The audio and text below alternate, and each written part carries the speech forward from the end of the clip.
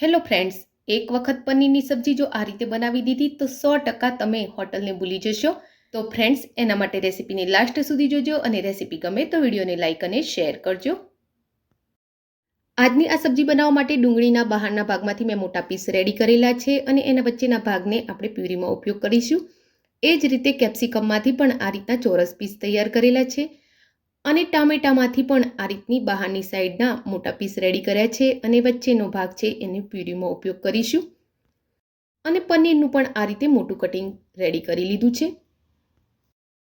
ટામેટાનું cutting કર્યું ત્યારે જે પલ્પ કાઢીને રાખ્યો હતો એ પલ્પ અને બીજા ટામેટા એડ કરી એના ઝીણા સમારી ટુકડા કરી લીધા છે. ત્યારબાદ એમાં 10થી 12 કળી લસણ અને 3થી 4 લીલા મરચાં એડ કરીશું અને 1.5 ઇંચ આદુનો ટુકડો એડ કરી એની પેસ્ટ રેડી કરી લઈશું. હવે એક બાઉલમાં અડધો કપ મોળું દહીં લઈશું. તો આ રેસીપી માટે મોળું જ દહીં વાપરવું. ત્યારબાદ એમાં એક મોટી ચમચી જેટલો ચણાનો લોટ એડ કરીશું, 1 ચમચી મરચું, અડધી ચમચી હળદર, અડધી ચમચી ગરમ મસાલો, 1 ચમચી ધાણાનો પાવડર, અડધી ચમચી જીરું પાવડર, અડધી ચમચી કાળા મરીનો પાવડર, સ્વાદ મુજબ મીઠું એડ કરીશું, અડધી ચમચી ચાટ મસાલો અને અડધી ચમચી અજમો એડ કરી લઈશું. હવે ત્યારબાદ એમાં હાથ વડે કસૂરી મેથીને આ રીતે મસળી અને એડ કરીશું.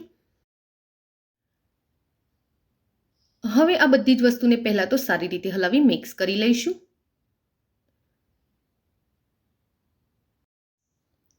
અને સરસ રીતે મિક્સ થઈ જાય ત્યારબાદ આપણે એમાં પનીર એડ કરીશું અને જે ડુંગળી, ટામેટા અને કેપ્સિકમ સમારીને રાખ્યા છે એ પણ એડ કરી લઈશું.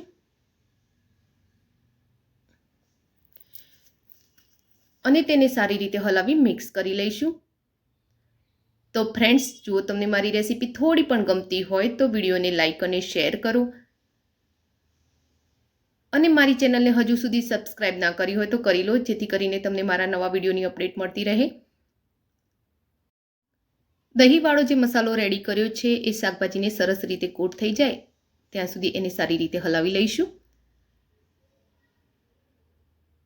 અને હવે આ સરસ કોટ થઈ ગયું છે, તમે જોઈ શકો છો. તો પેનમાં આપણે તેલ ગરમ થવા મૂકી દઈશું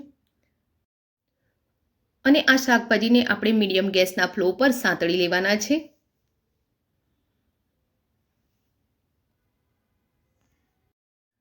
તો આ રીતે એને થોડી થોડી વારે હલાવતા રહી આપણે સાંતળી લઈશું.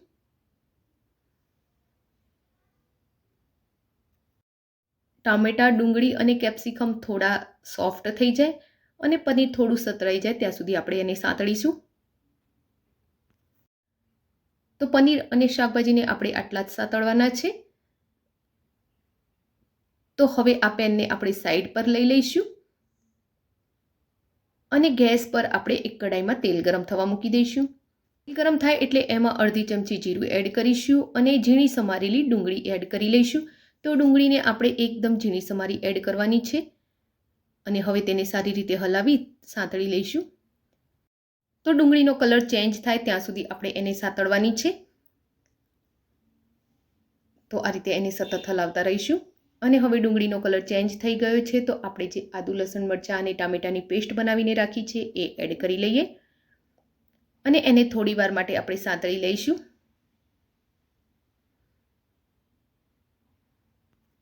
ટામેટાની પ્યુરી સાતળે એટલે આપણે એમાં અડધી ચમચી હળદર એડ કરીશું, અડધી ચમચી મરચું એડ કરીશું, અડધી ચમચી ગરમ મસાલો, 1 ચમચી ધાણાનો પાવડર, અડધી ચમચી લાલ કાશ્મીરી મરચું એડ કરીશું. ત્યારબાદ સ્વાદ મુજબ મીઠું એડ કરી લઈશું અને હવે આ બધા જ મસાલાને ગ્રેવી સાથે થોડી વાર માટે સાંતળી લઈશું. તો સતત હલાવતા રહી આ રીતે એને સાંતળી લેવાનું છે.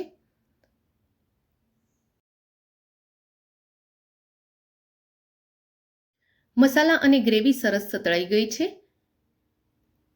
તો હવે આપણે આમાં પાણી એડ કરીશું. તો નાના 1 ગ્લાસ જેટલું પાણી એડ કરીશું, એટલે કે 1 થી 1.5 કપ જેટલું આપણે પાણી એડ કરીશું અને હવે એને સતળાવા દઈશું. તો ગ્રેવીને આપણે વચ્ચે વચ્ચે આ રીતે હલાવતા રહીશું. ગ્રેવી આ રીતે ઉકળવા લાગે એટલે એમાં 1 ચમચી કસ્તુરી મેથી હાથ વડે મસળી અને એડ કરીશું. ત્યારબાદ આપણે પનીર અને શાકભાજીને સાતળી અને રાખ્યા છે એને એડ કરી લઈશું. હવે તેને સારી રીતે હલાવી મિક્સ કરી લઈશું અને ત્યારબાદ એને ગ્રેવી સાથે થોડીવાર માટે સાંતળાવા દઈશું. થોડીવાર સાંતળે એટલે આપણે એમાં ઘરની ફ્રેશ 3-4 ચમચી મલાઈ એડ કરીશું. મલાઈ એડ કરવી એકદમ ઓપ્શનલ છે, પણ આ એડ કરવાથી એનો ટેસ્ટ બહુ જ સરસ લાગે છે. ત્યારબાદ એમાં લીલા ધાણા ભભરાવી લઈશું અને હવે એને સારી રીતે હલાવી મિક્સ કરી લઈશું. તો આ આપણી પનીર ટિક્કા મસાલા કહો કે પનીરની સબ્જી કહો રેડી છે. તો આ સબ્જીને હું પાપડ, નાન અને ડુંગળી સાથે સર્વ કરીશ. તમને આ સબ્જી સાથે નાન, પરોઠા કે રોટલી ફાવે છે તે મને કોમેન્ટ બોક્સમાં જરૂરથી લખો. અને હા, આ સબ્જી તમને કેવી લાગી એ પણ કોમેન્ટ બોક્સમાં જરૂરથી લખો. રેસીપી ગમી હોય તો વિડીયોને લાઇક અને શેર કરજો. Thank you for watching my video. જય શ્રી કૃષ્ણ.